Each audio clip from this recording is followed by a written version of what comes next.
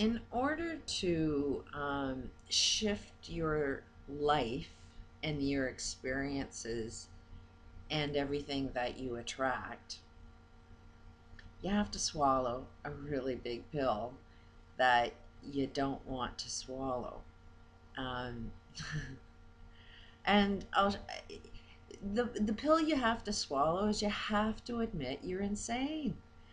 You could go out and tell everybody else that, hey, you're insane, you're insane, like you can go out and tell everybody we're insane, but you have to look at your own insanity, because if you aren't attracting anything you want instantly, you're insane.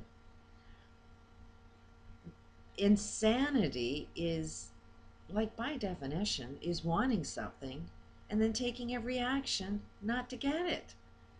And we don't know what our actions are that are pushing what we want away, but I can see them clear as day. I've been able to see them in other people my entire life, which is,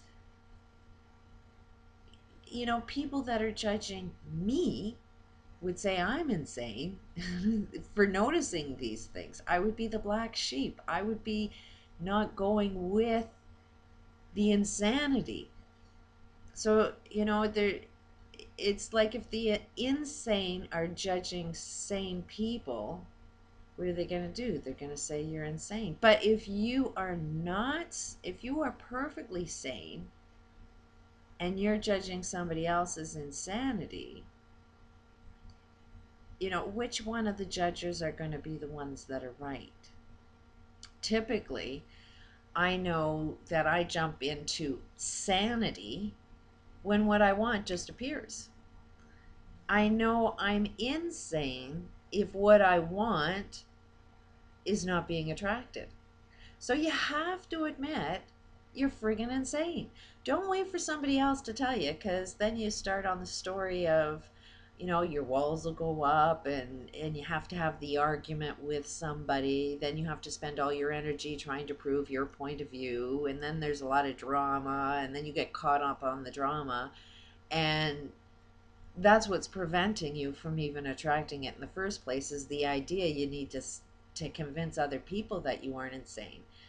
It's like, give up the fight. Don't bother telling anybody else that you're sane, because you're talking with insane people. And while you're talking with insane people trying to prove your point, you are insane too. So the best way I can display your own insanity is to sort of, this is my diary. I'm trying to use my life as an example so you can see it. So I kind of have to show you what my insanity is, show you that, hey, I admit I'm insane. And you know what, I'm still breathing. you know the world didn't end by me saying I'm insane. I actually attract a hell of a lot more shit as soon as I start admitting, okay, I'm freaking insane, because I've now become aware of my insanity. You can't cure insanity unless you recognize that you're insane. So as long as you can see it, you can kind of go, oh, okay, that was a little insane of me. So one of my biggest struggles right now, and it's one that I want to get rid of completely, is my fucking smoking addiction. What the hell is that all about? And I've known that I'll have the answer to everything when I jump into that cure. And clearly I smoke every day, so I must be insane, because I don't want to smoke, but yet I'm still smoking. Obviously there's something I'm doing that pushes that experience away. So you got to admit that you're insane, and I'm definitely got some insanity going on for me to still have this fucking smoking addiction. And here's what it is. This is how it plays out. I am a mom, and I have so much of an enormous love for my children. I can't even describe it. Everything I'm doing, I do with the push I have due to the love of my children. My son, um, one of them that I'm having a problem with, he was diagnosed only because his behaviors are behaving this way. It's like, okay, this is what you're doing. He can only receive information that he's interested in. He cannot receive any information that he's not interested in. He also processes information faster than anybody else. So, he has potential to be a friggin' genius. But he needs to be able to receive information in order for him to be the full genius that he can be. Um, just because of a lot of abuse that all of my children have faced, and the manipulations and the lies that he chooses to believe. I mean, first of all, it wasn't a comfortable feeling. There was definitely a lack of love that he was feeling while I'm trying to struggle and survive. I'm trying to work 24/7, trying to put food on the table.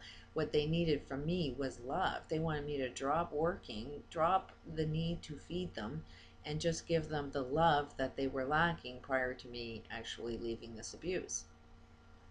So while in that state of lack of love, and the lack of love they were getting for me, guess what? I was the target of their freaking hate. Anybody can give them a story of reason of why to hate me, and they'll latch onto it because that's the information he was interested in receiving, because it would support the anger and lack of love that he was feeling.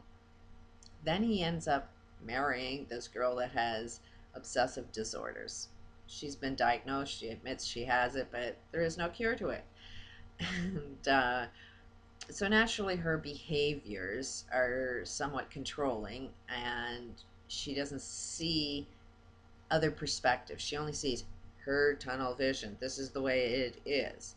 So if I even have, any sense of love, it's going to be misinterpreted as not love because they're all in an experience of a lack of love.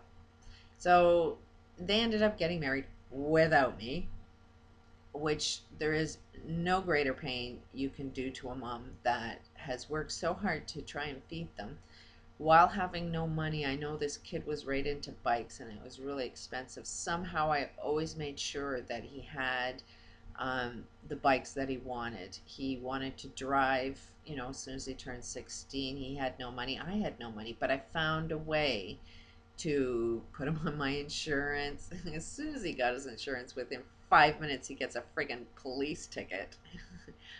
Going a little fast in a school zone. The second he jumped into his car, and I'm driving in front of him, he's behind me. I'm watching him get this ticket under my insurance. But I gave him the love and understanding, and he's a smart enough kid to say, okay, I learned my lesson. I'll really, really be careful. I mean, I've done so much for this kid that it blows me away that he would think that in some way, shape, or form, I'm his enemy. And now they've blocked off any form of communication with me. So, really, really, really painful. There is no bigger pain than to know that they would do something like that to me. It's easy to forgive because I know where it came from. I know, and I've tried to do all that I can to try and get through and send the love that's lacking, but they're blocked from it. They can't receive it. So, using this tool of, okay, what does this problem want? Well, they keep complaining. They want me working, like they wanted me to go to this wedding, and they wanted me to go and work my freaking ass off so that I could afford to go to this extremely expensive wedding in some other country at a 5-star hotel. There were ways to be able to find the funding that I needed, but it took a little bit of communication with everybody to be on the same team. But anytime that I tried to find ways of trying to get to this wedding, they perceived me as trying to sabotage them or try to not make it be what they wanted it to be, where I just wanted to support everything that they were doing. I just needed their, input on, okay, how are these solutions? How can I make it happen? I'll continue in the next video.